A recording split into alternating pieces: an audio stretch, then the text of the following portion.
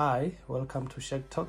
My name is Abraham Makinda, and today we will be unpacking on why workers do not follow safety rules. And the focus will be on what actually influences the mindsets of workers not to follow safety rules so that they can protect themselves against safety risks. There's a lot of factors that contribute to workers not complying to safety rules, standards, and regulations at their working places.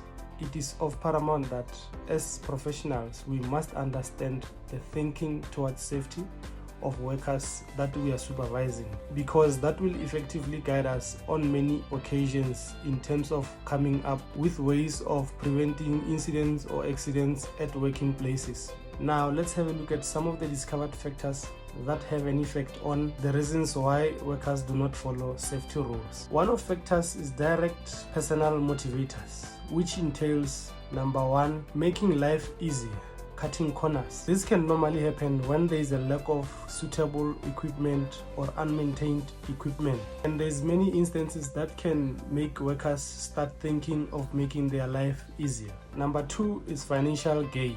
Bonuses awarded and recognition of workers by the organization, and this sometimes shifts the mindsets of workers to neglect safety rules and focus on getting bonuses and recognition by the organization. Number three is saving of time. Finishing a task early is an important motivator to violate a procedure, especially if the task is unpleasant or there's still other tasks to be completed on that particular day. Number four is impractical procedures. Sometimes workers violate a procedure due to being perceived that the procedure is being impractical, and it will not let them get the job done as required. Number five is unrealistic operating instructions or maintenance schedules. Number six is demonstrating a skill or enhancing a self-esteem. Sometimes a worker's behavior is influenced by a social image, hence they will resort to using their own way to showcase their skills, and that also motivates the workers. Number seven is perceived pressure from the boss to cut corners. Number eight is real or perceived pressure from the workforce to break the rules. Influence of the mindset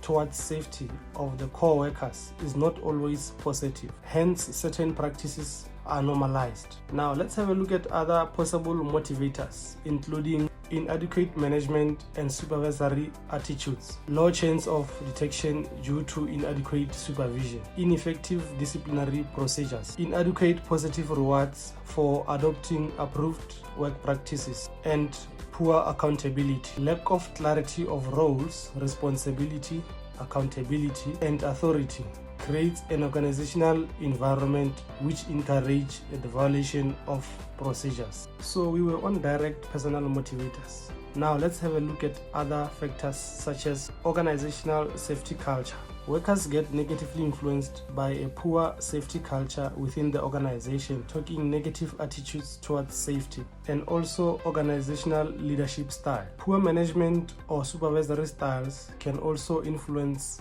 the workers in terms of not following the safety rules. Safety climate as well can also influence the adherence of safety rules. Perceptions and expectations regarding safety portrayed by everyone in the organization, from top management down to last level of occupation, and lack of health and safety knowledge, awareness and understanding of safety rules is having a positive influence on the thinking towards safety of the workers. Human errors, mistakes, slips, and lapses do effect as well on the violation of safety procedures. Poor procedures. Poor establishment of safety procedures also makes it difficult to workers to obey. Hence they resort to ways they think it's best to do the work safely. So we need to draft suitable procedures. Peer pressure.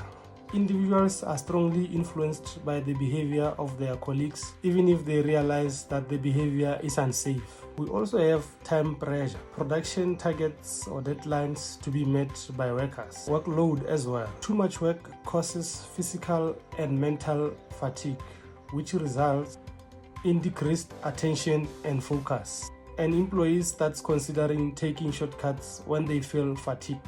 Those are factors which are discovered that causes workers to not comply to safety rules. It's very important to consider them when we are working on improving the adherence of health and safety rules at our working places. It is significant for managers, supervisors to understand what exactly influences workers within the organizations not to follow safety rules, and be innovative by developing practical management strategies for reducing violations and to redirect their perspectives to safety. Understanding the thinking of employees we work with is very crucial. This can help tailor your message in a way that will encounter their arguments and doubts about safety-related matters. We must improve errors by quality and delivery of necessary information and do effective visible felt leadership.